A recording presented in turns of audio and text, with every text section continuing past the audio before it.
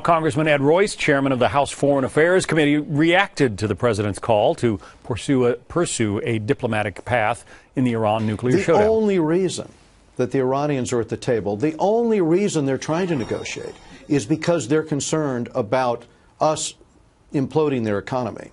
And this time, we ought to give them this choice for the Ayatollah. Either you stop the enrichment, either you end your bomb-making capabilities, or we implode your economy, and we go through with it. I'm joined now by KT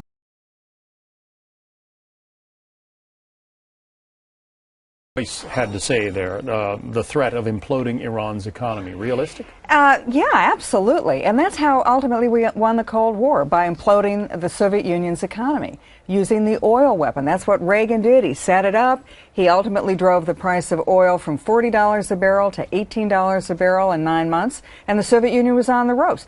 In fact, even the Soviet economics minister said the reason we had to tear down this wall, go along with negotiations with the United States, was because we didn't have any money to import the wheat we needed for the winter.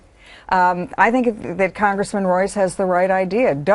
Nobody's going to believe that the United States is really going to have a preemptive military strike against Iran. But what we do have the ability to do is crash their economy and do it quickly. And then the Iranian people get up and change their regime or change the approach. So President Rouhani is here apparently on some kind of a charm offensive, perhaps to suggest, oh, we are reasonable Iranians. We are not the Ahmadinejad era Iranians, and you should lift some of these sanctions. Well, that's exactly what he's doing. In fact, he's on a charm offensive. I'm meeting with him. You're meeting with him? I'm meeting with him later this week with a group of foreign policy experts. He's going to make the case that he is the new Iran, the new face of Iran. They're reasonable. They're a world power. They just want to have the ability to have nuclear energy. They're not going for nuclear weapons. And by the way, lift those sanctions that are squeezing their economy. That's what they want. And the question is whether they're credible or not.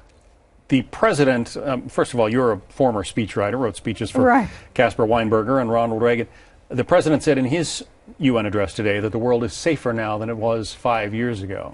I heard that. I just sort of jumped out of my seat, because that's the phrase Ronald Reagan used when he was running for president against Jimmy Carter in 1980. And he said, if you're better off, you Americans, now, 4 years ago today, that's how you decide your vote. And that's essentially what President Obama said. Except Reagan knew the answer was that Americans weren't better off. Now, Obama gives that question, and the world is not safer. If you look for the entire swath of the Middle East, North Africa, you could go all the way to Iraq, Afghanistan, they're not safer. Do Americans feel any safer? How many foiled terrorist attacks have we had? Thank God they've been foiled, but there have been continuing terrorist attacks, and we now see that Al-Qaeda, which the president claimed was on the ropes, finished, is now in fact in more places and more powerful than ever before. I hope you'll come back and talk to us after you speak with the Iranian president, Rouhani. After I've been charmed by the new president. Yes, that is going to be an interesting discussion, I'm sure. KT McFarland, thank you.